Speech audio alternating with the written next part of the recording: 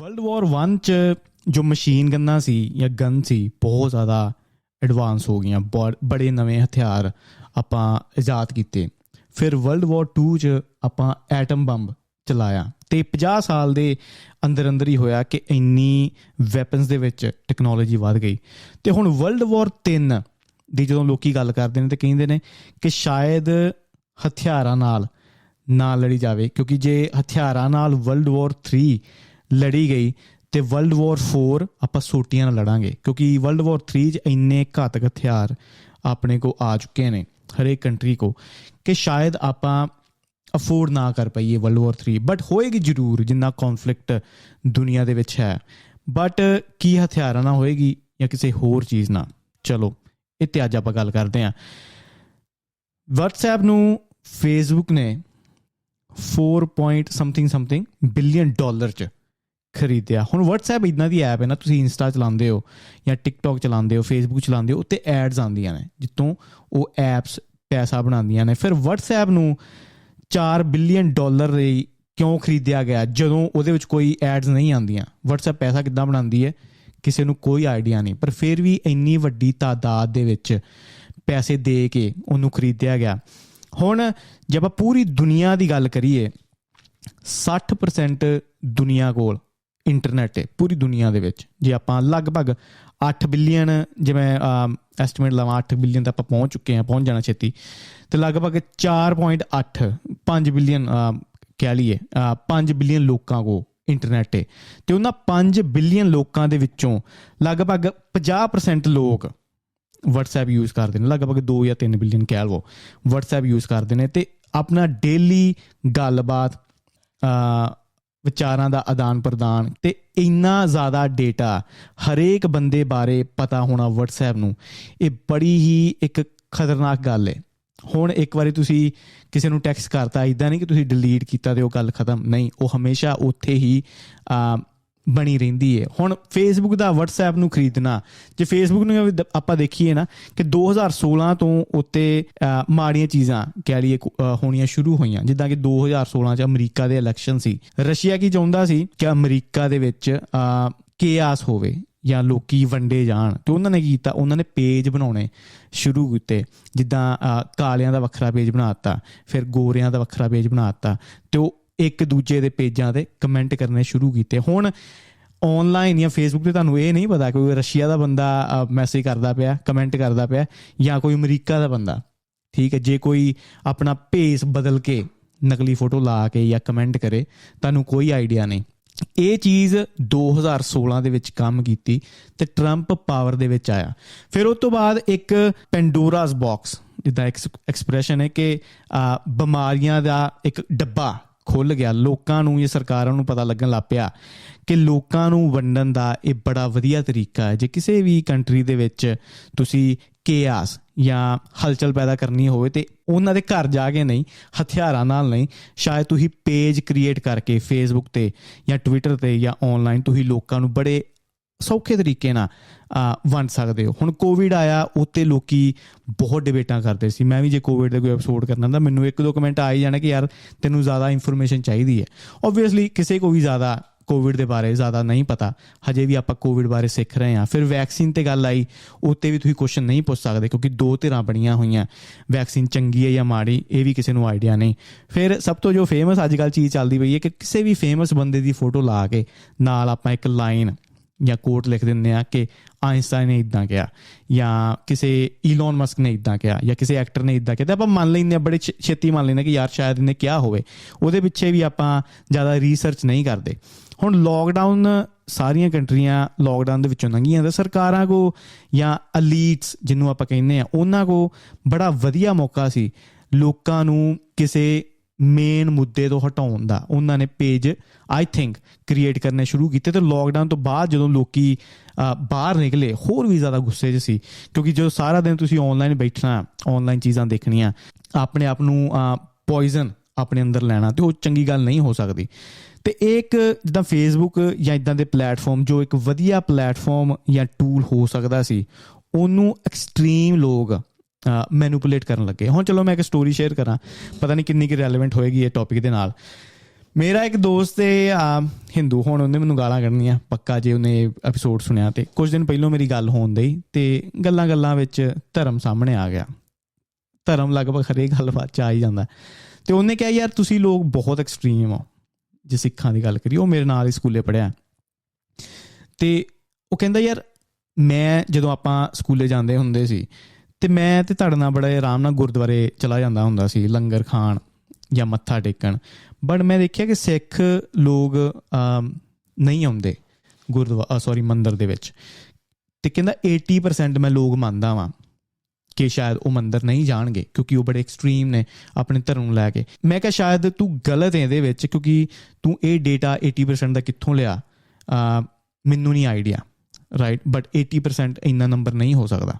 ਕਹਿੰਦਾ ਜਿੰਨੇ ਵੀ ਲੋਕਾਂ ਨੂੰ ਮੈਂ ਮਿਲਿਆ ਵਾਂ, ਮੈਂ ਕਿਹਾ ਚੱਲ ਠੀਕ ਹੈ ਅਗਰ ਤੂੰ ਇੰਨੇ ਲੋਕਾਂ ਨੂੰ ਮਿਲਿਆ, ਬਟ ਮੈਂ ਇੱਕ ਨੋਰਮਲ ਬੰਦਾ ਵਾਂ, ਮੈਨੂੰ ਕੋਈ ਦਿੱਕਤ ਨਹੀਂ। ਮੈਂ ਗੁਰਦੁਆਰੇ ਵੀ ਜਾਂਦਾ ਵਾਂ, ਠੀਕ ਹੈ, ਜਾਂ ਜਾਂਦਾ ਹੁੰਦਾ ਸੀ, ਜਾਂ ਸੰਡੇ ਹੁਣ ਚਲੇ ਜਾਣਾ, ਜਾਂ ਮੰਦਿਰ ਵੀ ਮੇਰੇ ਦੋਸਤਾਂ ਨਾਲ ਜਾਣਾ ਪੈਂਦਾ ਸੀ, ਮੈਂ ਚਲਾ ਜਾਂਦਾ ਸੀ, ਹਨੂੰਮਾਨ ਮੰਦਿਰ ਚਲਾ ਗਿਆ ਜਾਂ ਹੋਰ ਮੰਦਿਰ, ਮੈਨੂੰ ਕੋਈ ਦਿੱਕਤ ਨਹੀਂ। ਅਤੇ ਮੈਨੂੰ ਇਹ ਵੀ ਦੱਸਿਆ ਕਿ 95% ਲੋਕਾਂ ਨੂੰ, ਆਮ ਲੋਕਾਂ ਨੂੰ ਸ਼ਾਇਦ ਫਰਕ ਨਹੀਂ ਪੈਂਦਾ, ਠੀਕ ਹੈ, ਉਹ ਹਰੇਕ ਚੀਜ਼ ਦੀ, ਹਰੇਕ ਐਸਟੈਬਲਿਸ਼ਮੈਂਟ ਦੀ, ਧਾਰਮਿਕ ਐਸਟੈਬਲਿਸ਼ਮੈਂਟ ਦੀ ਰਿਸਪੈਕਟ ਕਰਦੇ ਨੇ। ਚਲੋ ਇਹ ਗੱਲ ਨਿਕਲੀ ਅਤੇ ਉਹਨੇ ਕਿਹਾ ਕਿ ਯਾਰ ਹਿਊਮੈਨਿਟੀ ਇੱਕ ਮੇਨ ਚੀਜ਼ ਹੋਣੀ ਚਾਹੀਦੀ, ਨਾ ਕਿ ਧਰਮ। ਚਲੋ ਇੱਕ ਗੱਲ ਹੋਈ। ਫਿਰ ਦੂਜੀ ਗੱਲ ਉਹਨੇ ਇਹ ਵੀ ਕੀਤੀ, ਕਹਿੰਦਾ ਯਾਰ ਜੇ ਕਿਸੇ ਨੇ ਪੈਸੇ ਦਾਨ ਕੀਤੇ ਅਤੇ ਉਹਨੂੰ ਤੁਸੀਂ ਜਾਂ ਕੋਈ ਬੰਦਾ ਕਹੀ ਜਾਵੇ ਕਿ ਯਾਰ ਦੇਖੋ ਅਸੀਂ ਦਾਨ ਕੀਤਾ ਅਤੇ ਉਹ ਚੰਗੀ ਗੱਲ ਨਹੀਂ ਲੱਗਦੀ। ਮੈਂ ਕਿਹਾ ਐਗਜ਼ਾਮਪਲ ਦੇ, ਕਹਿੰਦਾ ਦੇਖ ਯਾਰ ਖਾਲਸਾ ਏਡ ਵਾਰ ਕਿਉਂ ਦੱਸਿਆ ਜਾਂਦਾ ਹੈ ਦੂਜੇ ਧਰਮਾਂ ਨੂੰ ਕਿ ਦੇਖੋ ਸਿੱਖ ਇੰਨੇ ਵਧੀਆ ਕੰਮ ਕਰ ਰਹੇ ਨੇ। ਮੈਂ ਕਿਹਾ ਦੇਖ ਖਾਲਸਾ ਏਡ ਇੱਕ NGO ਹੈ, ਠੀਕ ਹੈ, ਉਹ ਕਿਸੇ ਦੇ ਪੈਸੇ 'ਤੇ ਨਹੀਂ ਚੱਲਦੀ, ਬਟ ਜਦੋਂ ਇੰਨੀ ਵੱਡੀ ਔਰਗਨਾਈਜੇਸ਼ਨ ਤੁਸੀਂ ਚਲਾਉਣੀ ਹੁੰਦੀ ਹੈ, ਤੁਹਾਨੂੰ ਥੋੜ੍ਹੀ ਜਿਹੀ ਮਾਰਕੀਟਿੰਗ ਚਾਹੀਦੀ ਹੁੰਦੀ ਹੈ ਲੋਕਾਂ ਨੂੰ ਦੱਸਣ ਵਾਸਤੇ ਕਿ ਇਹ ਸੰਸਥਾ ਕਿਤੇ ਨਾ ਕਿਤੇ ਕੰਮ ਕਰਦੀ ਪਈ ਹੈ। ਅਤੇ ਸ਼ਾਇਦ ਲੋਕਾਂ ਨੂੰ ਅਵੇਅਰ ਕਰਨ ਵਾਸਤੇ ਕਿ ਦੇਖੋ ਇੱਥੇ ਔਰਗਨਾਈਜੇਸ਼ਨ ਹੈ, ਸ਼ਾਇਦ ਲੋਕਾਂ ਨੂੰ ਦੱਸਣਾ ਪਏ। ਅਤੇ ਜਦੋਂ ਕੋਈ ਚੰਗਾ ਕੰਮ ਹੁੰਦਾ ਵੀ ਹੈ ਨਾ, ਜਿੱਦਾਂ ਖਾਲਸਾ ਏਡ ਕਰਦੇ, ਤਾਂ ਮੈਂ ਵੀ ਆਪਣੇ ਦੋਸਤਾਂ ਨੂੰ ਦੱਸਦਾ ਰਹਿੰਦਾ ਵਾਂ, ਜਾਂ ਕਿਸੇ ਵੀ ਬੰਦੇ ਨੂੰ ਮੇਰਾ ਪੋਡਕਾਸਟ ਫੋਰ ਐਗਜ਼ਾਮਪਲ ਵਧੀਆ ਲੱਗੇ। ਹੁਣ ਮੈਂ ਮਾਰਕੀਟ ਤਾਂ ਨਹੀਂ ਕਰਦਾ ਪੋਡਕਾਸਟ ਦੀ, ਬਟ ਉਹ ਆਪਣੇ ਦੋਸਤਾਂ ਨੂੰ ਆਪਾਂ ਰਿਕਮੈਂਡ ਕਰਦੇ ਕਿ ਆਹ ਚੈਨਲ ਚੈੱਕ ਕਰੀ ਜਾਂ ਆਹ ਚੈਨਲ ਚੈੱਕ ਕਰੀ, ਗੱਲਾਂ ਵਧੀਆ ਹੁੰਦੀਆਂ। ਅਤੇ ਇੱਦਾਂ ਹੀ ਸ਼ਾਇਦ ਖਾਲਸਾ ਏਡ ਵੀ ਹੈ, ਆਪਾਂ ਉਹਨੂੰ ਸਪਰੈਡ ਕਰ ਦਿੰਦੇ ਹਾਂ ਕਿ ਆਹ ਵੀ ਦੇਖੋ। ਬਟ ਕੁਛ ਐਕਸਟ੍ਰੀਮ ਲੋਕ ਇੱਦਾਂ ਦੀਆਂ ਚੀਜ਼ਾਂ ਨੂੰ ਬਹੁਤ ਅਲੱਗ ਟੋਨ ਨਾਲ ਪੇਸ਼ ਕਰਦੇ ਨੇ। ਅਤੇ ਹੋ ਸਕਦਾ ਹੈ, ਚਲੋ ਮੈਂ ਉਹਨੂੰ ਡਾਇਰੈਕਟਲੀ ਫੇਸ ਟੂ ਫੇਸ ਨਹੀਂ ਕਿਹਾ, ਮੈਨੂੰ ਸੀਗਾ ਕਿ ਸ਼ਾਇਦ ਐਸਕਲੇਟ ਸਿਚੁਏਸ਼ਨ ਨਾ ਹੋ ਜਾਏ, ਪਰ ਇਹ ਇੱਕ ਐਗਜ਼ਾਮਪਲ ਹੋ ਸਕਦਾ ਕਿ ਕਿੱਦਾਂ ਕਿਸੇ ਚੰਗੀ ਚੀਜ਼ ਨੂੰ ਮਾੜਾ ਦਿਖਾਇਆ ਜਾ ਸਕਦਾ ਬਿਨਾਂ ਕਿਸੇ ਰਿਸਰਚ ਤੋਂ। ਅਗਰ ਉਹਦੀ ਇੱਕ ਪਰਸਨਲ ਓਪੀਨੀਅਨ ਬਣੀ ਹੋਈ ਸੀ, ਸ਼ਾਇਦ ਵਟਸਐਪ ਦੇ ਡੇਟਾ ਥਰੂ ਵਟਸਐਪ ਨੂੰ ਸ਼ਾਇਦ ਪਤਾ ਸੀ। ਹੁਣ ਮੈਂ ਕਈ ਇੰਡੀਆ 'ਚ ਲੋਕਾਂ ਨਾਲ ਗੱਲ ਕਰਦਾ, ਉਹਨਾਂ ਨੂੰ ਸ਼ਾਇਦ ਨਾ ਇੱਦਾਂ ਪ੍ਰੈਜੈਂਟੇਸ਼ਨਾਂ ਆਉਂਦੀਆਂ ਨੇ ਜਿੱਦਾਂ ਹਿੰਦੂ ਖਤਰੇ 'ਚ, ਸ਼ਾਇਦ ਇੱਕ ਦੋ ਉਹਨੂੰ ਵੀ ਆਈਆਂ ਹੋਣਗੀਆਂ। ਚਲੋ ਉਹ ਬਹੁਤ ਪੜ੍ਹਿਆ ਲਿਖਿਆ, ਚਲੋ ਮੈਂ ਉਹਨੂੰ ਮਿਸਰੀਪ੍ਰੈਜ਼ੈਂਟ ਨਾ ਕਰਾਂ, ਬੜਾ ਸੁਲਝਿਆ ਹੋਇਆ ਇਨਸਾਨ ਹੈ, ਬਟ ਮੈਂ ਇੱਕ ਐਗਜ਼ਾਮਪਲ ਦਿੱਤੀ ਕਿ ਇੱਦਾਂ ਦੇ ਕੇਸ ਹੁੰਦੇ ਨੇ ਕਿ ਜੇ ਕੋਈ ਚੰਗੀ ਚੀਜ਼ ਵੀ ਕਰੇ ਉਹਨੂੰ ਮਾੜਾ ਕਰਕੇ, ਜਦੋਂ ਵਟਸਐਪ ਕੋਲ ਡਾਟਾ ਹੈ ਕਿ ਆਹ ਹਿੰਦੂ ਬੰਦਾ ਹੈ, ਆਹ ਸਿੱਖ ਬੰਦਾ ਹੈ, ਉਹਨਾਂ ਨੂੰ ਜਾਣ ਕੇ ਉੱਦਾਂ ਦੀਆਂ ਚੀਜ਼ਾਂ ਜਾਂ ਫੇਸਬੁੱਕ ਦੇ ਥਰੂ ਉੱਦਾਂ ਦੀਆਂ ਚੀਜ਼ਾਂ ਉਹਨਾਂ ਨੂੰ ਪੇਸ਼ ਕੀਤੀਆਂ ਜਾਂਦੀਆਂ। ਬਟ ਹੁਣ ਕੇਅਰਫੁਲ ਆਪਾਂ ਨੂੰ ਕਿਉਂ ਰਹਿਣਾ ਪਏਗਾ, ਕਿਉਂਕਿ ਜਦੋਂ ਡਾਟਾ ਦੀ ਗੱਲ ਆਉਂਦੀ ਹੈ ਨਾ, ਮੈਂ ਫੀਲ ਕਰਦਾ ਕਿ ਜੋ ਤੁਹਾਡਾ ਡਾਟਾ ਹੈ ਜਾਂ ਇਨਫੋਰਮੇਸ਼ਨ ਹੈ, ਇਹ ਬੁਲੇਟਸ ਨੇ ਅਤੇ ਟੈਕਨੋਲੋਜੀ ਹੈ ਵੈਪਨ। ਅਤੇ ਇਹ ਸ਼ਾਇਦ ਚੀਜ਼ਾਂ ਹੋ ਸਕਦੀਆਂ ਜੋ ਵੌਰ ਦੇ ਵਿੱਚ ਸ਼ੁਰੂ ਕੀਤੀਆਂ ਜਾਣ। ਹੁਣ ਕੇਅਰਫੁਲ ਆਪਾਂ ਨੂੰ ਕਿਉਂ ਹੈ ਕਿ ਹੁਣ ਆਮ ਬੰਦਾ, ਨੋਰਮਲ ਬੰਦਾ ਕਿਸੇ ਵੀ ਚੀਜ਼ ਨੂੰ ਭੁੱਲ ਸਕਦਾ, ਬਟ ਮਸ਼ੀਨਸ ਜੋ ਨੇ, ਜੋ ਇੰਟਰਨੈਟ ਹੈ, ਉਹ ਕਦੇ ਵੀ ਨਹੀਂ ਭੁੱਲਦਾ। ਇੱਕ ਵਾਰੀ ਇੰਟਰਨੈਟ 'ਤੇ ਗਿਆ, ਭਾਵੇਂ ਤੁਸੀਂ ਪੋਸਟ ਡਿਲੀਟ ਵੀ ਕਰਦੇ ਹੋ ਨਾ ਫੇਸਬੁੱਕ 'ਤੇ, ਉਹ ਹਮੇਸ਼ਾ ਚੀਜ਼ਾਂ ਬਣੀਆਂ ਰਹਿੰਦੀਆਂ। ਹੁਣ ਇੰਟਰਨੈਟ 'ਤੇ ਰਿਕਾਰਡ ਹੈ, YouTube 'ਤੇ ਤੁਸੀਂ ਕਿੱਦਾਂ ਦੀਆਂ ਵੀਡੀਓਜ਼ ਦੇਖਦੇ ਹੋ, ਇੰਟਰਨੈਟ ਨੂੰ ਇਹ ਵੀ ਪਤਾ, ਤੁਹਾਨੂੰ ਟਰੈਕ ਵੀ ਕਰਦਾ। ਨੈਟਫਲਿਕਸ 'ਤੇ ਕਿੱਦਾਂ ਦੀ ਮੂਵੀ, ਤੁਹਾਡੇ ਰੁਝਾਨ ਕਿੱਦਾਂ ਦੇ ਨੇ, ਫਿਰ ਘੜੀਆਂ ਆ ਗਈਆਂ, ਤੁਸੀਂ ਕਿੰਨੇ ਫਿੱਟ ਹੋ, ਕਿੰਨੀ ਐਕਸਰਸਾਈਜ਼ ਕਰ ਰਹੇ ਹੋ, ਤੁਹਾਡੇ ਇੰਟਰਨਲ ਹੈਲਥ ਕਿੱਦਾਂ ਦੀ ਹੈ, ਫਿਰ ਉਹ ਚੀਜ਼ਾਂ ਨੂੰ ਦੇਖ ਕੇ, ਡਾਟਾ ਦੇਖ ਕੇ ਤੁਹਾਨੂੰ ਪ੍ਰੋਡਕਟ ਰეკਮੈਂਡ ਕੀਤੇ ਜਾਂਦੇ ਨੇ। ਹੁਣ ਕੀ ਗਰੰਟੀ ਹੈ ਕਿ ਅੱਜ ਜੇ ਤੁਹਾਡੇ ਸਾਹਮਣੇ ਪ੍ਰੋਡਕਟ ਆ ਰਹੇ ਨੇ ਕਿ ਆਹ ਪ੍ਰੋਡਕਟ ਲਓ, ਤੁਹਾਡੀ ਨੀਡਸ ਨੂੰ, ਤੁਹਾਡੇ ਇੰਟਰਸਟ ਨੂੰ ਦੇਖ ਕੇ ਕੱਲ੍ਹ ਨੂੰ ਹੌਲੀ, ਕਿਉਂਕਿ ਆਪਾਂ ਟਰਸਟ ਵੀ ਬੜਾ ਜਲਦੀ ਕਰ ਲੈਂਦੇ ਟੈਕਨੋਲੋਜੀ ਨੂੰ ਕਿ ਐਮਾਜ਼ੋਨ ਵੱਲੋਂ ਇਹ ਐਡ ਆਈ, ਮੈਂ ਸ਼ਾਇਦ ਲੈ ਲਵਾਂ। ਅਤੇ ਕੀ ਗਰੰਟੀ ਹੈ ਕਿ ਕੱਲ੍ਹ ਨੂੰ ਤੁਹਾਡੇ ਸਾਹਮਣੇ ਕੁੜੀ ਦੀ ਫੋਟੋ ਜਾਂ ਮੁੰਡੇ ਦੀ ਫੋਟੋ ਨਹੀਂ ਆਏਗੀ ਕਿ ਆਹ ਮੁੰਡਾ ਤੁਹਾਡੇ ਵਾਸਤੇ ਸਹੀ ਹੈ, ਤੁਹਾਨੂੰ ਵਿਆਹ ਕਰ ਲੈਣਾ ਚਾਹੀਦਾ, ਜਾਂ ਆ ਕਾਲਜ ਡਿਗਰੀ ਕਰੋ, ਜੇ ਬਹੁਤ ਡਾਕਟਰ ਚਾਹੀਦੇ ਨੇ ਸ਼ਾਇਦ ਤੁਹਾਨੂੰ ਹੌਲੀ ਹੌਲੀ ਕੰਡੀਸ਼ਨ ਕੀਤਾ ਜਾਵੇ ਇੱਦਾਂ ਕਿ ਇਹ ਡਾਕਟਰੀ ਕਿਉਂ ਨਹੀਂ ਕਰਦੇ ਜਾਂ ਇੰਜੀਨੀਅਰਿੰਗ ਕਿਉਂ ਨਹੀਂ ਕਰਦੇ, ਭਾਵੇਂ ਤੁਹਾਡੇ ਇੰਟਰਸਟ ਹੋਰ ਕੁਛ ਵੀ ਹੋਣ। ਇਹ ਸਾਰੀ ਗੱਲਬਾਤ ਨਾ ਮੈਂ ਸੁਣ ਰਿਹਾ ਸੀ, ਸੇਪੀਅਨਸ ਦਾ ਜੋ ਰਾਈਟਰ ਹੈ ਹਰਾਰੀ, ਉਹਨੇ ਬੜੇ ਵਧੀਆ ਤਰੀਕੇ ਨਾਲ ਪ੍ਰੈਜ਼ੈਂਟ ਕੀਤਾ। ਕਹਿੰਦਾ ਦੇਖੋ ਡਾਟਾ ਇੰਨਾ ਖਤਰਨਾਕ ਹੈ, ਕਹਿੰਦਾ 15 ਸਾਲਾਂ ਦੇ ਵਿੱਚ, ਜਦੋਂ ਮੈਂ 15 ਸਾਲਾਂ ਦਾ ਸੀ ਤੇ ਮੈਨੂੰ ਨਹੀਂ ਸੀ ਪਤਾ ਕਿ ਮੈਂ ਹੋਮੋਸੈਕਸ਼ੁਅਲ ਹਾਂ, ਠੀਕ ਹੈ। ਮੈਂ ਕਹਿੰਦਾ ਰਿਵੀਲ ਆ ਕੇ ਕੀਤਾ 21 ਦਾ ਜਦੋਂ ਸੀ, ਬਟ ਅੱਜ ਦੇ ਐਲਗੋਰਿਦਮ ਨਾਲ, ਅੱਜ ਦੇ ਐਮਾਜ਼ੋਨ ਦਾ ਐਲਗੋਰਿਦਮ ਜਾਂ ਤੁਹਾਡੇ ਫੋਨ ਦਾ ਐਲਗੋਰਿਦਮ, ਜੋ ਪੈਟਰਨ ਤੁਸੀਂ ਆਨਲਾਈਨ ਐਕਟੀਵਿਟੀ ਕਰਦੇ ਹੋ, ਕਿੱਦਾਂ ਦਾ ਪੌਨ ਦੇਖਦੇ ਹੋ, ਸ਼ਾਇਦ ਤੁਹਾਨੂੰ ਖੁਦ ਵੀ ਨਾ ਪਤਾ ਹੋਵੇ, ਬਟ ਤੁਹਾਡੇ ਫੋਨ ਨੂੰ ਪਹਿਲਾਂ ਪਤਾ ਲੱਗ ਜਾਂਦਾ ਤੁਹਾਡੀ ਸੈਕਸ਼ੂਅਲ ਓਰੀਐਂਟੇਸ਼ਨ ਜਾਂ ਹੋਰ ਵੀ ਕਿੰਨੇ ਇੰਟਰਸਟ। ਕਹਿੰਦਾ ਚਲੋ ਉਹ 'ਚ ਵੀ ਕੋਈ ਦਿੱਕਤ ਨਹੀਂ, ਬਟ ਕੱਲ੍ਹ ਨੂੰ ਕੀ ਗਰੰਟੀ ਹੈ ਕਿ ਇਹ ਸਾਰਾ ਡੇਟਾ ਕਿਸੇ ਡਿਕਟੇਟਰ ਦੇ ਹੱਥ ਨਾ ਲੱਗੇ। ਜੇ ਸੋਚੋ ਈਰਾਨ ਦੇ ਵਿੱਚ ਉਹ ਬੰਦੇ ਦਾ ਡਾਟਾ ਈਰਾਨ ਦੇ ਡਿਕਟੇਟਰ ਨੂੰ ਪਤਾ ਲੱਗ ਜਾਂਦਾ। ਹੁਣ ਉਹ ਕੰਟਰੀ ਬੜੀ ਐਂਟਾਈ ਹੋਮੋਸੈਕਸ਼ੂਅਲ ਹੈ, ਠੀਕ ਹੈ, ਉਹ ਚਾਹੁੰਦੇ ਨੇ ਕਿ ਜਿੰਨੇ ਵੀ ਹੋਮੋਸੈਕਸ਼ੂਅਲ ਨੇ ਉਹ ਖਤਮ ਕਰ ਦਿਓ ਉਹਨਾਂ ਨੂੰ, ਠੀਕ। ਕਹਿੰਦਾ ਇਹ ਡਾਟਾ ਜੇ ਫਿਊਚਰ ਦੇ ਵਿੱਚ ਕਿਸੇ ਡਿਕਟੇਟਰ ਕੋਲ ਲੱਗਿਆ, ਤੁਹਾਡੇ ਕਿੱਦਾਂ ਦੇ ਰਿਲੀਜੀਅਸ ਬਿਲੀਫ ਨੇ, ਅਗਰ ਉਹ ਗੌਰਮੈਂਟ ਤੁਹਾਡੇ ਰਿਲੀਜਨ ਦੇ ਖਿਲਾਫ ਹੈ ਤਾਂ ਤੁਹਾਨੂੰ ਬਾਹਰ ਨੌਕ ਸੁਣੇਗਾ, ਪੁਲਿਸ ਆਏਗੀ, ਤੁਹਾਨੂੰ ਚੱਕ ਕੇ ਲੈ ਜਾਏਗੀ। ਤੇ ਇਸ ਲਈ ਇਹ ਡੇਟਾ ਨੂੰ ਪ੍ਰੋਟੈਕਟ ਕਰਨਾ ਬੜਾ ਇੰਪੋਰਟੈਂਟ ਹੈ। ਤੇ ਇੱਕ ਹੋਰ ਉਹਨੇ ਐਗਜ਼ਾਮਪਲ ਕੀਤੀ, ਕਹਿੰਦਾ ਸੋਚੋ ਫਿਊਚਰ ਦੇ ਵਿੱਚ ਜਾਂ 20 ਸਾਲਾਂ ਜਾਂ 30 ਸਾਲਾਂ ਦੇ ਬਾਅਦ ਤੁਸੀਂ ਇੱਕ ਬੜੇ ਫੇਮਸ ਜੱਜ ਬਣਦੇ ਹੋ ਜਾਂ ਬੜੇ ਫੇਮਸ ਲਾਇਰ ਬਣਦੇ ਹੋ, ਤੁਸੀਂ ਚਾਹੁੰਦੇ ਹੋ ਤੁਸੀਂ ਦੁਨੀਆ ਦੇ ਵਿੱਚ ਕੋਈ ਵਧੀਆ ਚੀਜ਼ ਕਰੋ, ਬਟ ਤੁਹਾਡਾ ਪਾਸਟ ਇੰਨਾ ਵਧੀਆ ਨਹੀਂ ਸੀ, ਪਾਸਟ ਤੁਸੀਂ ਬਹੁਤ ਮਿਸਟੇਕ ਕੀਤੀਆਂ ਆਨਲਾਈਨ ਜਾਂ ਲੋਕਾਂ ਨਾਲ ਬੜੇ ਗੰਦੇ ਤਰੀਕੇ ਨਾਲ ਤੁਸੀਂ ਪੇਸ਼ ਆਏ, ਬਹੁਤ ਮਾੜੀਆਂ ਹਰਕਤਾਂ ਕੀਤੀਆਂ ਤੇ ਹਰੇਕ ਚੀਜ਼ ਤੁਹਾਡੇ ਫੋਨ ਨੇ ਰਿਕਾਰਡ ਕੀਤੀ ਹੋਈ। ਹੁਣ ਫਿਊਚਰ ਦੇ ਵਿੱਚ ਜਦੋਂ ਤੁਸੀਂ ਚੰਗਾ ਕੰਮ ਕਰਨ ਜਾ ਰਹੇ ਹੋ, ਫਿਰ ਸਰਕਾਰ ਦੇ ਹੱਥੋਂ ਡੇਟਾ ਆਵੇ, ਕੀ ਉਹ ਤੁਹਾਡੇ ਡਿਸੀਜਨਸ ਨੂੰ ਟਵਿਸਟ ਨਹੀਂ ਕਰ ਸਕਦੀ, ਕੀ ਤੁਹਾਨੂੰ ਬਲੈਕਮੇਲ ਨਹੀਂ ਕਰ ਸਕਦੀ। ਤੇ ਇਸ ਲਈ ਜੋ ਮੈਂ ਗੋਦੀ ਮੋਟੀਆਂ ਨੂੰ ਦੇਖਦਾ ਨਾ, ਮੈਨੂੰ ਕਦੀ ਕਦੀ ਤਰਸ ਆਉਂਦਾ, ਯਾਰ ਕੀ ਇਹ ਮਜਬੂਰੀ ਨਾ ਕਰਦੇ ਪਏ ਨੇ ਜਾਂ ਵੈਸੇ ਹੀ ਖਰੀਦੇ ਹੋਏ ਨੇ। ਚਲੋ ਇਹ ਅਲੱਗ ਟੌਪਿਕ ਹੈ। ਹੁਣ ਕੁਐਸਚਨ ਪੁੱਛਿਆ ਜਾ ਸਕਦਾ ਕਿ ਕੀ ਵਰਲਡ ਵਾਰ 3 ਟੈਕਨੋਲੋਜੀ ਦੇ ਥਰੂ ਹੋਏਗੀ ਜਾਂ ਇਹ ਆਲਰੇਡੀ ਹੋ ਰਹੀ ਹੈ। ਇੱਕ ਗੇਮ ਆਈ ਸੀ ਫਲੈਪੀ ਬਰਡ, ਪਤਾ ਨਹੀਂ ਕਿੰਨੇ ਜਾਣਿਆਂ ਨੇ ਖੇਡੀ ਸੀ। ਉਹ 'ਚ ਇੱਕ ਬੜਾ ਸਿੰਪਲ ਜਿਹਾ ਫੀਚਰ ਸੀ, ਜਦੋਂ ਕੋਈ ਵੀ ਤੁਸੀਂ ਗੇਮ ਖੇਡਦੇ ਹੋ ਨਾ ਤੇ ਤੁਹਾਡਾ ਪ੍ਰੋਟੈਗਨਿਸਟ ਜਾਂ ਤੁਹਾਡਾ ਹੀਰੋ ਜਾਂ ਜੋ ਵੀ ਬਰਡ ਤੁਸੀਂ ਚਲਾਉਂਦੇ ਪਏ ਹੋ, ਜਦੋਂ ਮਰ ਜਾਂਦਾ ਹੈ, ਗੇਮ ਓਵਰ ਹੋ ਜਾਂਦੀ ਹੈ, ਤੁਹਾਡੇ ਸਾਹਮਣੇ ਆਪਸ਼ਨ ਆ ਜਾਂਦੇ ਨੇ ਕਿ ਨਿਊ ਗੇਮ, ਰਾਈਟ, ਜਾਂ ਸੈਟਿੰਗਸ ਜਾਂ ਆਪਸ਼ਨਸ, ਇੱਦਾਂ ਦੇ ਆਪਸ਼ਨਸ ਆ ਜਾਂਦੇ ਨੇ। ਬਟ ਉਹ ਗੇਮ ਨੇ ਕੀ ਕੀਤਾ ਕਿ ਉਹ ਆਪਸ਼ਨ ਚੱਕ ਤੇ, ਜਦੋਂ ਤੁਸੀਂ ਗੇਮ ਖੇਡਦੇ ਤੁਹਾਡੀ ਚਿੜੀ ਮਰੀ, ਉਸੇ ਟਾਈਮ ਉਹ ਫਿਰ ਉੱਠ ਜਾਏਗੀ, ਗੇਮ ਫਿਰ ਤੋਂ ਸ਼ੁਰੂ ਹੋ ਜਾਏਗੀ। ਤੇ ਤੁਹਾਨੂੰ ਲੱਗਦਾ ਸੀ ਯਾਰ ਮੈਂ 1 ਮਿੰਟ ਹੋਰ ਖੇਡਾਂ, ਮੈਂ 1 ਮਿੰਟ ਹੋਰ ਖੇਡ ਹੀ ਲਵਾਂ, ਹੁਣ ਚੱਲ ਤੇ ਪਈ ਹੈ, ਮੈਂ 1 ਮਿੰਟ ਹੋਰ ਖੇਡਾਂ। ਇਹਨੂੰ ਕਹਿੰਦੇ ਨੇ ਹਿਊਮਨ ਹੈਕਿੰਗ। ਤੇ ਉਹਨੇ ਦਿਮਾਗ ਨੂੰ ਇੰਨਾ ਹੈਕ ਕੀਤਾ ਕਿ ਬੜੇ ਲੋਕਾਂ ਨੇ ਆਪਣੇ ਘੰਟਿਆਂ ਦੇ ਘੰਟੇ ਖਰਾਬ ਕੀਤੇ।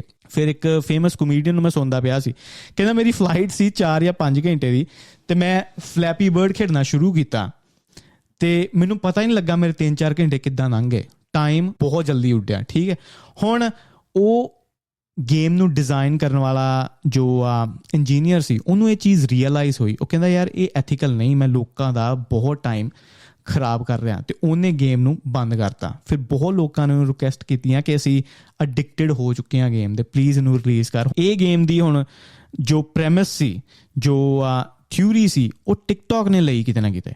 ਟਿਕਟੌਕ ਨੇ ਇੱਕ ਇੱਦਾਂ ਦੀ ਐਪ ਬਣਾਈ ਕਿ ਜਿੱਥੇ ਐਡਸ ਬਿਲਕੁਲ ਨਹੀਂ ਆਉਂਦੀਆਂ, ਤੁਸੀਂ ਉਹਨੂੰ ਕਰਦੇ ਰਹੋਗੇ, ਸਲਾਈਡ ਕਰਦੇ ਰਹੋਗੇ ਤੇ ਟਾਈਮ ਦਾ ਪਤਾ ਹੀ ਨਹੀਂ ਲੱਗਦਾ। ਹੁਣ ਮੈਂ ਟਿਕਟੌਕ ਦਾ ਅਕਾਊਂਟ ਬਣਾਇਆ ਹੋਇਆ ਤੇ ਮੈਂ ਮਾਰਕੀਟਿੰਗ ਵਾਸਤੇ ਉਹਨੂੰ ਯੂਜ਼ ਕਰਦਾ ਕਿ ਆਪਣਾ ਕੁਝ ਕਲਿੱਪ ਪਾਵਾਂ ਤਾਂ ਕਿ ਅਲੱਗ-ਅਲੱਗ ਜਗ੍ਹਾਵਾਂ 'ਤੇ ਪਹੁੰਚੇ। ਮੈਂ ਕੀ ਕਰਦਾ, ਮੈਂ ਅਪਲੋਡ ਕਰਦਾ, ਉਸ ਤੋਂ ਬਾਅਦ ਮੈਂ ਡਿਲੀਟ ਕਰ ਦਿੰਦਾ, ਫਿਰ ਹਫ਼ਤੇ ਬਾਅਦ ਫਿਰ ਡਾਊਨਲੋਡ ਕਰਦਾ, ਆਪਣਾ ਕਲਿੱਪ ਲੋਡ ਕਰਦਾ ਅਤੇ ਉਹਨੂੰ ਡਿਲੀਟ ਕਰਦਾ। ਕਿਉਂਕਿ ਮੈਂ ਆਈ ਥਿੰਕ ਮਹੀਨਾ ਟਿਕਟੌਕ ਚਲਾਇਆ ਅਤੇ ਮੇਰਾ ਟਾਈਮ ਇੰਨਾ ਜ਼ਿਆਦਾ ਮੈਂ ਖਰਾਬ ਕਰਦਾ ਨਾ, ਪੁੱਛੋ ਹੀ ਨਾ। ਫਿਰ ਆਈ ਥਿੰਕ ਇੰਡੀਆ 'ਚ ਤਾਈਓ ਟਿਕਟੌਕ ਨੂੰ ਇੱਕ ਤਾਂ ਤੁਹਾਡਾ ਡਾਟਾ ਕਲੈਕਟ ਕਰਦੀ, ਕਾਫੀ ਕੰਟਰੀਆਂ 'ਚ ਟਿਕਟੌਕ ਨੂੰ ਬੈਨ ਕਰਤਾ ਗਿਆ ਕਿਉਂਕਿ ਉਹਨਾਂ ਨੂੰ ਪਤਾ ਸੀ ਕਿ ਕ੍ਰੀਏਟੀਵਿਟੀ ਲੋਕਾਂ ਦੀ ਬਹੁਤ ਜ਼ਿਆਦਾ ਖਤਮ ਹੋ ਰਹੀ ਹੈ। ਜੋ ਲੋਕਾਂ ਨੇ ਕੋਈ ਨਾ ਕੋਈ ਕੰਮ ਕਰਨਾ, ਕੋਈ ਪ੍ਰੋਡਕਟਿਵ ਕੰਮ ਕਰਨਾ, ਉਹ ਲੋਕੀ ਨਹੀਂ ਕਰ ਪਾ ਰਹੇ ਅਤੇ ਇਸ ਲਈ ਟਿਕਟੌਕ ਨੂੰ ਖਤਮ ਕਰਤਾ ਗਿਆ। ਹੁਣ ਮੈਂ ਕਦੀ ਕਦੀ ਸੋਚਦਾ ਕਿ ਕੀ ਇਹਦੇ ਪਿੱਛੇ ਕੋਈ ਕੰਸਪੀਰੇਸੀ ਹੋ ਸਕਦੀ ਹੈ। ਕਹਿੰਦੇ ਨੇ ਕਿ ਇੱਕ ਗਰੁੱਪ ਹੈ, ਅਲੀਟਸ ਜਿਹਨੂੰ ਆਪਾਂ ਕਹਿੰਦੇ ਹਾਂ, ਜੋ ਪੂਰੀ ਦੁਨੀਆ ਨੂੰ ਚਲਾ ਰਹੀ ਹੈ, ਪੂਰੀ ਕੰਟਰੀਜ਼ ਨੂੰ ਚਲਾ ਰਹੀ ਹੈ। ਵਟ ਇਫ ਕਿ ਉਹ ਚਾਹੁੰਦੇ ਹੋਣ ਕਿ ਲੋਕਾਂ ਨੂੰ ਖਤਮ ਕਰ ਦਿੱਤਾ ਜਾਵੇ। ਜਸਟ ਬੜੀ ਵਾਈਲਡ ਕੰਸਪੀਰੇਸੀ ਮੈਂ ਕਦੀ ਸੋਚਦਾ ਹੁੰਦਾ ਕਿ ਹੁਣ ਜੌਬਸ ਕਰਨ ਵਾਸਤੇ ਆਪਾਂ ਨੂੰ ਲੋਕਾਂ ਦੀ ਲੋੜ ਨਹੀਂ, ਆਪਣੇ ਕੋਲ ਆਰਟੀਫਿਸ਼ੀਅਲ ਇੰਟੈਲੀਜੈਂਸ ਪਹੁੰਚ ਚੁੱਕੀ ਹੈ। ਆਪਾਂ ਰੋਬੋਟਸ ਤੋਂ ਜਾਂ ਆਟੋਮੇਸ਼ਨ ਆ ਜਾਏਗੀ 10-15 ਸਾਲਾਂ ਬਾਅਦ, ਆਪਾਂ ਉਹਨਾਂ ਤੋਂ ਕੰਮ ਕਿਉਂ ਨਹੀਂ ਕਰਵਾਉਂਦੇ? ਆਰਟੀਫਿਸ਼ੀਅਲ ਇੰਟੈਲੀਜੈਂਸ ਤੋਂ ਕੰਮ ਕਿਉਂ ਨਹੀਂ ਕਰਾਉਂਦੇ? ਬਟ ਇੱਕ ਕੁਐਸਚਨ ਇੱਕ ਆ ਸਕਦਾ ਆਰਟੀਫਿਸ਼ੀਅਲ ਇੰਟੈਲੀਜੈਂਸ ਦਾ। ਪ੍ਰੋਬਲਮ ਉਹਦੇ ਵਿੱਚ ਕੀ ਹੈ ਕਿ ਆਰਟੀਫਿਸ਼ੀਅਲ ਇੰਟੈਲੀਜੈਂਸ ਉਹੀ ਕਰਦੀ ਹੈ ਜੋ ਉਹਨੂੰ ਦੱਸਿਆ ਜਾਂਦਾ, ਬਟ ਕਿਹੜੇ ਤਰੀਕੇ ਨਾਲ ਉਹ ਕਰੇਗੀ ਉਹ ਆਰਟੀਫਿਸ਼ੀਅਲ ਇੰਟੈਲੀਜੈਂਸ ਆਪ ਚੂਜ਼ ਕਰੇਗੀ। ਫੋਰ ਐਗਜ਼ਾਮਪਲ ਤੁਸੀਂ ਐਰੋਪਲੇਨ 'ਚ ਬੈਠੇ ਹੋਏ ਹੋ, ਐਰੋਪਲੇਨ ਦਾ ਇੱਕ ਟਾਸਕ ਹੈ ਉੱਥੋਂ ਦੀ ਆਰਟੀਫਿਸ਼ੀਅਲ ਇੰਟੈਲੀਜੈਂਸ ਦਾ ਕਿ ਤੁਹਾਨੂੰ ਪ੍ਰੋਟੈਕਟ ਕਰਨਾ, ਅਤੇ ਤੁਸੀਂ ਇੱਕ ਸਿਟੀ ਦੇ ਉੱਪਰੋਂ ਲੰਘਦੇ ਪਏ ਹੋ। ਹੁਣ ਜਹਾਜ਼ ਦਾ ਕੁਛ ਖਰਾਬ ਹੋਇਆ, ਹੁਣ ਆਰਟੀਫਿਸ਼ੀਅਲ ਇੰਟੈਲੀਜੈਂਸ ਦਾ ਫੀਚਰ ਹੈ ਤੁਹਾਨੂੰ ਬਚਾਉਣਾ ਸੇਫਟੀ ਵਾਈਜ਼, ਅਤੇ ਇੱਕ ਇੱਦਾਂ ਦੀ ਸਪੌਟ ਹੈ ਸਿਟੀ ਦੇ ਵਿੱਚ ਜਿੱਥੇ ਜਹਾਜ਼ ਡਿੱਗੇਗਾ ਅਤੇ ਤੁਸੀਂ ਬਚ ਜਾਓਗੇ, ਬਟ ਲੋਕੀ ਹੋਰ ਬਹੁਤ ਜ਼ਿਆਦਾ ਮਰਨਗੇ। ਅਤੇ ਹੁਣ ਇਹ ਡਿਸੀਜਨ ਆਰਟੀਫਿਸ਼ੀਅਲ ਇੰਟੈਲੀਜੈਂਸ ਦਾ ਹੈ ਕਿ ਤੁਹਾਨੂੰ ਬਚਾਵੇ ਜਾਂ ਸਿਟੀ ਦੇ ਲੋਕਾਂ ਨੂੰ ਬਚਾਵੇ, ਬਟ ਉਹਨੂੰ ਡਿਜ਼ਾਈਨ ਕੀਤਾ ਗਿਆ ਤੁਹਾਨੂੰ ਬਚਾਉਣ ਲਈ, ਅਤੇ ਉਹ ਤੁਹਾਨੂੰ ਬਚਾਏਗੀ ਭਾਵੇਂ ਉਹਦੇ ਲਈ ਕਿੰਨੇ ਵੀ ਲੋਕ ਕਿਉਂ ਨਾ ਮਾਰਨੇ ਪੈਣ। ਫਿਰ ਇੱਕ ਹੋਰ ਐਗਜ਼ਾਮਪਲ ਆਰਟੀਫਿਸ਼ੀਅਲ ਇੰਟੈਲੀਜੈਂਸ ਦੀ ਹੋ ਸਕਦੀ ਹੈ ਕਿ ਜੇ ਆਪਾਂ ਉਹਨੂੰ ਕਹੀਏ ਕਿ ਯਾਰ ਪੋਲਿਊਸ਼ਨ ਸੋਲਵ ਕਰ ਦਿਓ, ਪੋਲਿਊਸ਼ਨ ਦੀ ਜੋ ਵੀ ਪ੍ਰੋਬਲਮ ਹੈ ਉਹ ਖ਼ਤਮ ਕਰ ਦਿਓ। ਹੁਣ ਆਰਟੀਫਿਸ਼ੀਅਲ ਇੰਟੈਲੀਜੈਂਸ ਦੇਖੇਗੀ ਯਾਰ ਪੋਲਿਊਸ਼ਨ ਆਉਂਦਾ ਕਿੱਥੋਂ ਪਿਆ, ਉਹ ਹਿਊਮਨਸ ਤੋਂ, ਠੀਕ ਹੈ, ਬੰਦੇ ਪੋਲਿਊਸ਼ਨ ਨੂੰ ਕ੍ਰੀਏਟ ਕਰਦੇ ਪਏ ਨੇ, ਅਤੇ ਉਹਨੂੰ ਸੋਲਵ ਕਰਨ ਵਾਸਤੇ ਸ਼ਾਇਦ ਪੂਰੀ ਦੁਨੀਆ ਨੂੰ ਆਰਟੀਫਿਸ਼ੀਅਲ ਇੰਟੈਲੀਜੈਂਸ ਖਤਮ ਕਰ ਦੇ। ਅਤੇ ਇਹ ਇੱਦਾਂ ਦੇ ਰਿਸਕ ਨੇ ਆਰਟੀਫਿਸ਼ੀਅਲ ਇੰਟੈਲੀਜੈਂਸ ਦੇ ਵਿੱਚ, ਅਤੇ ਇਸ ਲਈ ਜੋ ਅਲੀਟਸ ਨੇ ਮੇ ਬੀ ਉਹ ਚਾਹੁੰਦੇ ਨੇ ਕਿ ਯਾਰ ਹੁਣ ਆਰਟੀਫਿਸ਼ੀਅਲ ਇੰਟੈਲੀਜੈਂਸ ਨੂੰ ਤਾਂ ਆਪਾਂ ਸੋਚਣ ਲਈ ਨਹੀਂ ਰੱਖ ਸਕਦੇ, ਕਿਉਂ ਨਾ ਆਪਾਂ ਲੋਕਾਂ ਨੂੰ ਹੀ ਰੱਖੀਏ, ਬਟ ਉਹੀ ਲੋਕ ਜੋ ਬਹੁਤ ਜ਼ਿਆਦਾ ਕ੍ਰੀਏਟਿਵ ਨੇ। ਹੁਣ ਆਪਾਂ ਜਦੋਂ ਟੈਕਨੋਲੋਜੀ ਦੀ ਗੱਲ ਕਰਦੇ ਹਾਂ ਨਾ, ਆਪਾਂ ਹਮੇਸ਼ਾ ਕਹਿੰਦੇ ਹਾਂ ਕਿ ਯਾਰ 50 ਸਾਲ ਨੂੰ 60 ਸਾਲ ਨੂੰ ਆਪਾਂ ਅਮਰ ਹੋ ਜਾਵਾਂਗੇ, ਆਪਣੇ ਕੋਲ ਇੱਦਾਂ ਦੀਆਂ ਪਾਵਰਸ ਆਉਣਗੀਆਂ ਜੋ ਐਂਜਲਸ ਕੋ ਨੇ ਜਾਂ ਦੇਵੀ ਦੇਵਤਿਆਂ ਕੋ ਨੇ। ਹੁਣ ਆਪਣੀ ਜੋ ਇਹ ਬੋਡੀ ਹੈ, ਬਾਇਓਲੋਜੀਕਲ ਬੋਡੀ, ਜਿਹਨੂੰ 4 ਬਿਲੀਅਨ ਸਾਲ ਲੱਗੇ ਬਣਨ ਦੇ ਵਿੱਚ ਨੈਚੁਰਲ ਸਿਲੈਕਸ਼ਨ ਦੇ ਥਰੂ, ਉਹ ਹੁਣ ਜੋ ਆਪਣੇ ਅਗਲੇ ਸਕਸੈਸਰਸ ਨੇ ਉਹ ਲਗਭਗ 100 ਜਾਂ 200 ਸਾਲ 'ਚ ਬਣ ਜਾਣਗੇ, ਅਤੇ ਸ਼ਾਇਦ ਹੌਲੀ ਹੌਲੀ ਇਹਦੀ ਇੰਪਲੀਮੈਂਟੇਸ਼ਨ 40-50 ਸਾਲ ਤੋਂ ਬਾਅਦ ਹੋਣ ਲੱਗ ਪਏਗੀ, ਜਿੱਥੇ ਤੁਹਾਡੇ ਪਾਰਟਸ ਬੋਡੀ ਦੇ ਹੌਲੀ ਹੌਲੀ ਪੈਣ ਲੱਗ ਪੈਣਗੇ। ਹੁਣ 8 ਬਿਲੀਅਨ ਲੋਕ ਨੇ ਦੁਨੀਆ ਦੇ ਉੱਤੇ, ਕੀ ਉਹ ਟੈਕਨੋਲੋਜੀ ਸਾਰਿਆਂ ਨੂੰ ਮਿਲੇਗੀ ਜਾਂ ਸਿਰਫ ਚੁਣਵੇਂ ਲੋਕਾਂ ਨੂੰ ਮਿਲੇਗੀ? ਹੁਣ ਉਹ ਲੋਕੀ ਕਿੱਦਾਂ ਚੁਣੇ ਜਾਣ, ਕਿੱਦਾਂ ਆਪਾਂ ਡਿਸਾਈਡ ਕਰੀਏ ਕਿ ਕਿਹੜੇ ਲੋਕ ਡਿਜ਼ਰਵ ਕਰਦੇ ਨੇ? ਅਤੇ ਉਹ ਅਲੀਟਸ ਜੋ ਗਰੁੱਪ ਹੈ ਉਹ ਡਿਸਾਈਡ ਕਰ ਸਕਦਾ ਕਿ ਯਾਰ ਪਹਿਲਾਂ ਤਾਂ ਜਿੰਨੇ ਵੀ ਸਟੂਪਿਡ ਬੰਦੇ ਨੇ ਨਾ ਉਹਨਾਂ ਨੂੰ ਖ਼ਤਮ ਕਰੋ, ਇੱਦਾਂ ਦੀਆਂ ਐਪਸ ਲਾਂਚ ਕਰੋ, ਡਾਟਾ ਕਲੈਕਟ ਕਰੋ, ਉਹਨਾਂ ਬਾਰੇ ਜਾਣੋ। ਜੋ ਸਟੂਪਿਡ ਲੋਕ ਨੇ ਉਹ ਬੈਠੇ ਰਹਿਣਗੇ ਪ੍ਰੋਬਲੀ ਟਿਕਟੋਕ 'ਤੇ ਜਾਂ ਦੁਨੀਆ ਦੇ ਜਾਂ ਕੰਮਾਂ 'ਤੇ ਕਮੈਂਟ ਕਰਨ ਵਾਸਤੇ। ਜੋ ਕ੍ਰੀਏਟਿਵ ਲੋਕ ਨੇ ਉਹ ਇਹਨਾਂ ਚੀਜ਼ਾਂ ਵੱਲ ਤਵੱਜੋ ਨਹੀਂ ਦੇਣਗੇ।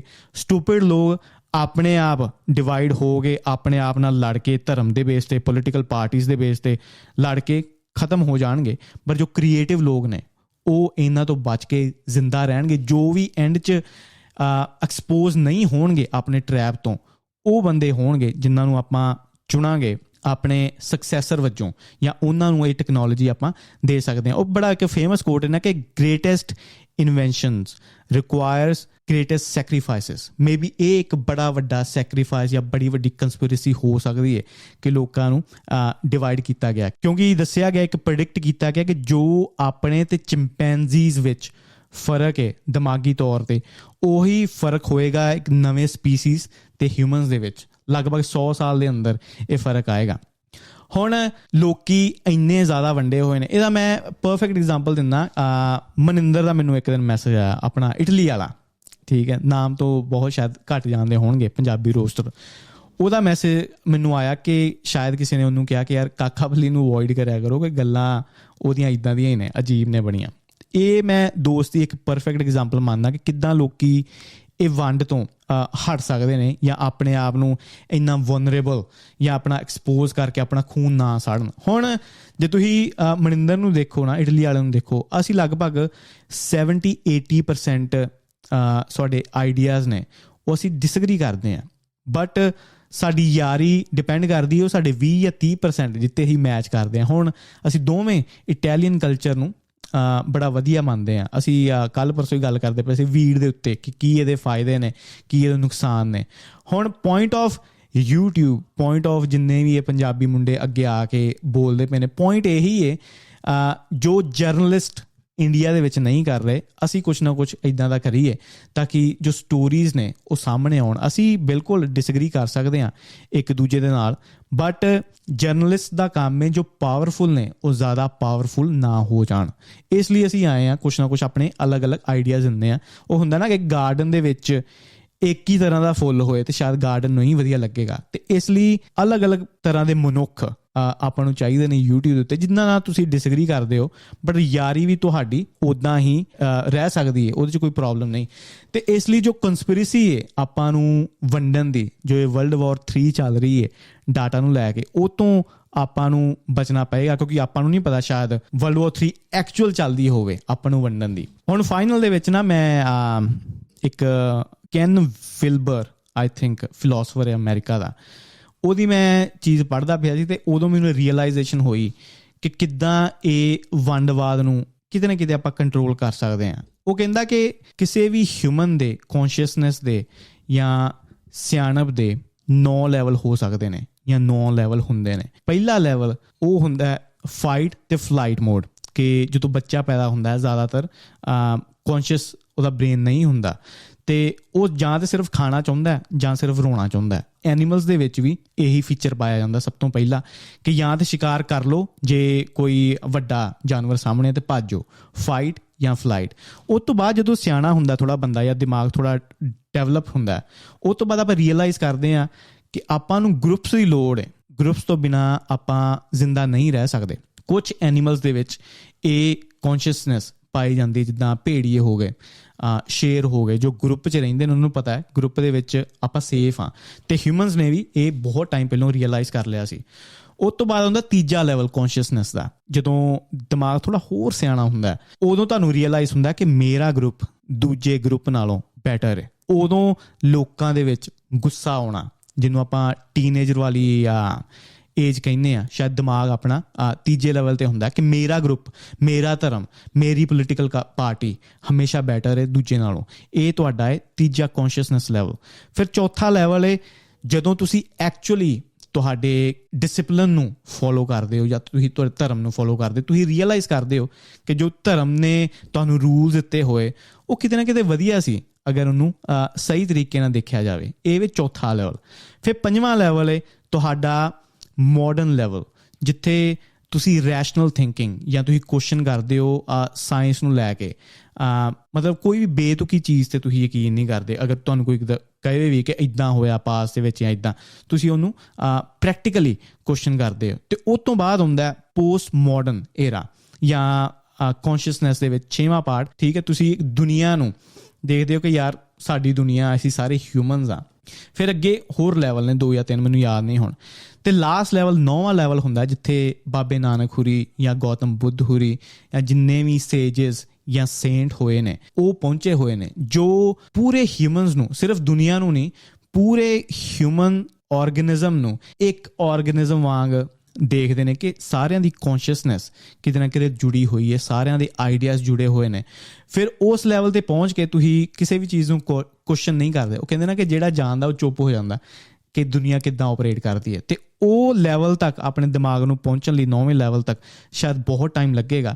ਹੁਣ ਜੋ ਹੁਣ ਤੱਕ ਦਾ ਇੰਟਰਨੈਟ 'ਤੇ ਜੋ ਗੁੱਸਾ ਹੁੰਦਾ ਹੈ, ਲੋਕਾਂ ਦੇ ਵਿੱਚ ਲੜਾਈਆਂ ਹੁੰਦੀਆਂ, ਭਾਵੇਂ ਉਹ ਜਿੰਨੇ ਵੀ ਸਿਆਣੇ ਹੋਣ, ਉਹ ਲੈਵਲ 3 ਤੋਂ ਅੱਗੇ ਨਹੀਂ ਪਹੁੰਚ ਪਾਏ, ਟਰਾਈਬਲਿਜ਼ਮ ਤੋਂ ਅੱਗੇ ਨਹੀਂ ਪਹੁੰਚ ਪਾਏ, ਉਹ 3 ਵਿੱਚ ਫਸੇ ਹੋਏ ਨੇ। ਪ੍ਰੋਬਬਲੀ 1 ਜਾਂ 2 ਜਨਰੇਸ਼ਨ ਹੋਰ ਲੱਗੇਗੀ ਅੱਗੇ ਪਹੁੰਚਣ ਵਾਸਤੇ। ਅਤੇ ਜਦੋਂ ਮੈਂ ਵੈਸਟ ਕੰਟਰੀਜ਼ ਦੀ ਮੈਂ ਗੱਲ ਕਰਦਾ, ਯੈਸ ਇਹਨਾਂ 'ਚ ਵੀ ਆਪਣੇ ਪ੍ਰੋਬਲਮਸ ਨੇ, ਬਟ ਇਹਨਾਂ ਨੂੰ ਮੈਂ ਨੰਬਰ 4 ਜਾਂ 5 ਦੇ ਵਿੱਚ ਦੇਖਦਾ ਕਿ ਸ਼ਾਇਦ ਇਹ ਇੱਥੇ ਪਹੁੰਚ ਚੁੱਕੇ ਨੇ। ਫਿਰ ਜਦੋਂ ਹੋਰ ਬੰਦਾ ਕੌਨਸ਼ੀਅਸ ਇੱਥੋਂ ਦਾ ਹੋ ਜਾਂਦਾ ਨਾ, ਫਿਰ ਵਾਪਸ ਇੰਡੀਆ ਨੂੰ ਭਜਦੇ ਨੇ ਗੋਰੇ ਸ਼ਾਂਤੀ ਵਾਸਤੇ, ਅਤੇ ਸ਼ਾਇਦ ਉਹ ਇੱਕ ਹੋਰ ਕੌਨਸ਼ੀਅਸਨੈਸ ਨੂੰ ਗੇਨ ਕਰਨਾ ਚਾਹੁੰਦੇ ਨੇ।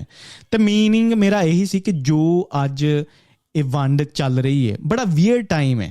ਹਰੇਕ ਕੰਟਰੀ ਦੇ ਵਿੱਚ ਕਿਸੇ ਨਾ ਕਿਸੇ ਤਰ੍ਹਾਂ ਦੀ ਪ੍ਰੋਬਲਮ ਚੱਲਦੀ ਪਈ ਹੈ, ਵੰਡ ਚੱਲਦੀ ਪਈ ਹੈ, ਭਾਵੇਂ ਰੇਸਿਜ਼ਮ ਹੋਵੇ, ਧਾਰਮਿਕ ਤੌਰ 'ਤੇ ਹੋਵੇ। ਹੋ ਸਕਦਾ ਕਿ ਅਲੀਟਸ ਨੇ ਜੋ ਦੁਨੀਆ ਨੂੰ ਰਨ ਕਰਦੇ ਪਏ ਨੇ, ਇਹ ਜਾਣ ਬੁੱਝ ਕੇ ਕੀਤਾ ਹੋਵੇ ਤਾਂ ਕਿ ਸਟੂਪਿਡ ਲੋਕਾਂ ਨੂੰ ਸਿਆਣੇ ਲੋਕਾਂ ਤੋਂ ਅਲੱਗ ਕੀਤਾ ਜਾ ਸਕੇ। ਬਟ ਹਾਂ, ਇਹਨਾਂ ਚੀਜ਼ਾਂ ਤੋਂ ਬਚਣ ਵਾਸਤੇ ਅਗਰ ਤੁਸੀਂ ਆਪਣੇ ਦਿਮਾਗ ਨੂੰ ਪੜ੍ਹੋ ਕਿ ਕਿਹੜੇ ਲੈਵਲ 'ਤੇ ਹੋ ਤੁਸੀਂ, ਤਾਂ ਸ਼ਾਇਦ ਤੁਸੀਂ ਇਹ ਚੀਜ਼ਾਂ ਤੋਂ ਬਚ ਸਕਦੇ ਹੋ। ਅਤੇ ਟਿਕਟੋਕ ਵਰਗੀਆਂ ਐਪਸ ਨੂੰ ਕੋਸ਼ਿਸ਼ ਕਰੋ ਕਿ ਅਵੋਇਡ ਕਰੋ। ਤੁਹਾਡੀ ਕ੍ਰੀਏਟੀਵਿਟੀ ਬਹੁਤ ਜ਼ਿਆਦਾ ਕਿਲ ਕਰਦੀਆਂ ਨੇ। ਹੁਣ ਫੇਸਬੁੱਕ ਦਾ ਇੰਨਾ ਜ਼ਿਆਦਾ ਗੁੱਡਵਿਲ ਇੰਨੀ ਥੱਲੇ ਚਲੀ ਗਈ ਸੀ, ਲੋਕਾਂ ਦਾ ਯਕੀਨ ਇੰਨਾ ਜ਼ਿਆਦਾ ਖਤਮ ਹੋ ਗਿਆ ਸੀ ਕਿ ਉਹਨਾਂ ਨੂੰ ਵੀ ਆਪਣੀ ਕੰਪਨੀ ਦਾ ਨਾਮ ਚੇਂਜ ਕਰਨਾ ਪਿਆ, ਮੈਟਾ ਰੱਖਣਾ ਪਿਆ। ਅਤੇ ਇਹ ਸੀ ਅੱਜ ਦਾ ਐਪੀਸੋਡ। ਆਈ ਹੋਪ ਤੁਸੀਂ ਸੇਫ ਹੋ। ਸਪੈਸ਼ਲੀ ਨਿਊਜ਼ੀਲੈਂਡ ਦੇ ਵਿੱਚ ਲੋਕਡਾਊਨ ਨੇ ਮੈਂਟਲ ਹੈਲਥ ਨੂੰ ਨਾ ਫੱਕ ਅਪ ਕੀਤਾ ਹੋਇਆ। ਖਾਸ ਕਰ ਮੈਂ ਬਹੁਤ ਜ਼ਿਆਦਾ ਇਹਦੇ ਵਿੱਚੋਂ ਲੰਘ ਰਿਹਾ, ਕਿਉਂਕਿ ਕੋਈ ਐਕਸਰਸਾਈਜ਼ ਨਹੀਂ ਕਰ ਸਕਦੇ। ਹਾਂ, ਤੁਸੀਂ ਰਨਿੰਗ ਲਈ ਜਾਂਦੇ ਹੋ, ਬਟ ਜਿਮ ਵਗੈਰਾ ਕੁਛ ਵੀ ਓਪਨ ਨਹੀਂ। ਹੁਣ ਥੋੜ੍ਹੀ ਜਿਹੀ ਰਿਲੀਫ ਮਿਲੀ 1-2 ਦਿਨ ਤੋਂ, ਅਤੇ 3 ਮਹੀਨੇ ਬਹੁਤ ਬੁਰਾ ਸੀ। ਤਾਂ ਆਈ ਹੋਪ ਕਿਸੇ ਵੀ ਕੰਟਰੀ 'ਚ ਹੋ ਤੁਸੀਂ ਸੇਫ ਹੋ, ਅਤੇ ਆਪਣਾ ਧਿਆਨ ਰੱਖੋ, ਆਪਣੀ ਹੈਲਥ ਦਾ ਧਿਆਨ ਰੱਖੋ, ਅਤੇ ਐਕਸਰਸਾਈਜ਼ ਕਰਦੇ ਰਹੋ। ਇਹ ਸੀ ਅੱਜ ਦਾ ਐਪੀਸੋਡ। ਹੁਣ ਮਿਲਦੇ ਹਾਂ ਆਪਾਂ ਅਗਲੇ ਐਪੀਸੋਡ 'ਚ। ਮੈਂ ਤੁਹਾਡਾ ਆਪਣਾ ਕਾਕਾ ਬੱਲੀ, ਨਾਮ ਮੇਰਾ ਗਗਨਦੀਪ ਸਿੰਘ। ਸਤਿ ਸ਼੍ਰੀ ਅਕਾਲ।